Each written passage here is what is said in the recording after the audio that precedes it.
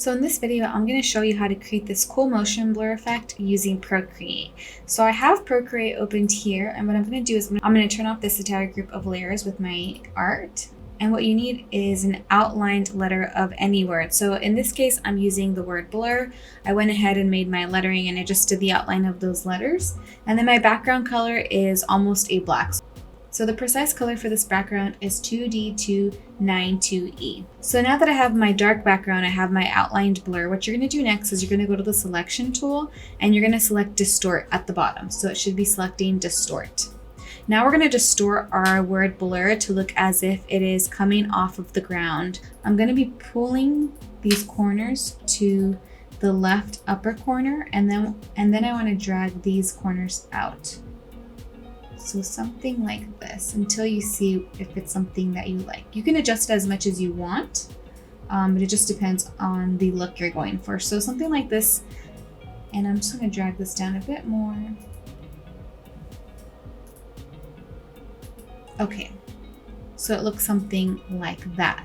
Now that I have this, now that I have my blur here, what I'm going to do next is I'm going to duplicate that layer.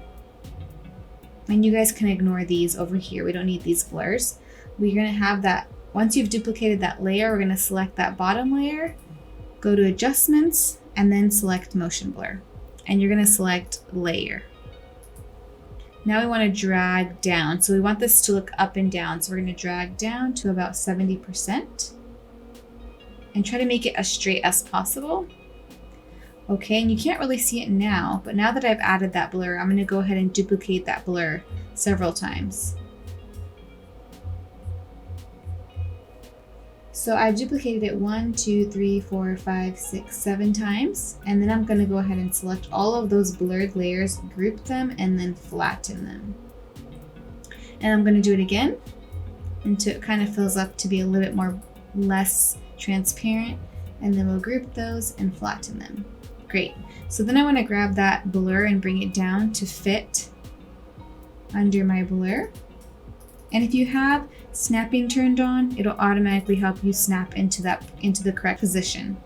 So now that that's done, I'm going to drag my layers and bring them up a bit just so we can see what's happening here. Next, what I want you to do, we're going to create a layer mask above our blur layer. So I'm going to go ahead and create a new layer above that. And we're going to tap on the box and click on clipping mask. Then we're going to select a pink. So I have my pink right here already. And then the brush that I want to use is the Bonobo chalk brush. I'll adjust the sizing to be about 10%, 10 or 11%. And then I'll add some color to that shadow, doing some circles like this. And then what I want to do is I want to grab that purple. I have a darker purple here. And then from the bottom up, I'm going to add that texture.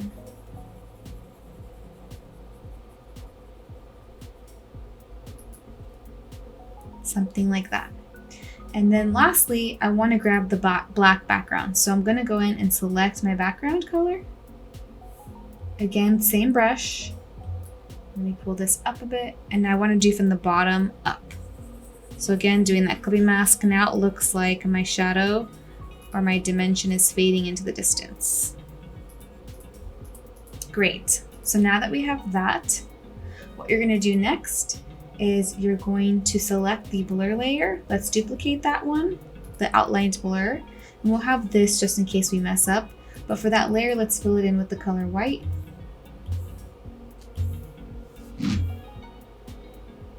Okay. And then we want to make sure that this layer is a soft light. But let's turn off our outline layer like this. And then I want you to duplicate that layer. And let's fill it in with the pink. Great. Next, to add our little shine to it, we're going to create a new layer above that. Select the color white, and then in your brushes, go down and select the Luminance brushes, and let's select the Lightpen. Now we're going to add some light to some of the edges of our letters. So for every edge on the right side, I'm going to add a little bit of light, just slowly going around. anywhere I could imagine the light touching.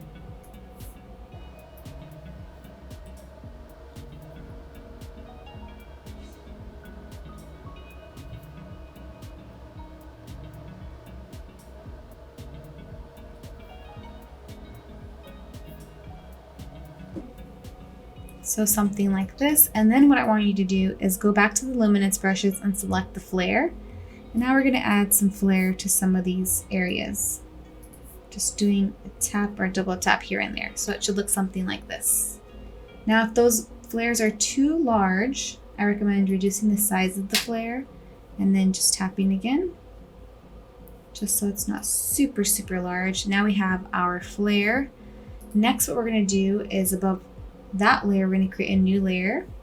Go back and select your sketching Bonobo chalk brush and then select the purple. And we're going to increase the size of our brush. Now you'll see from the top down, let's create that texture.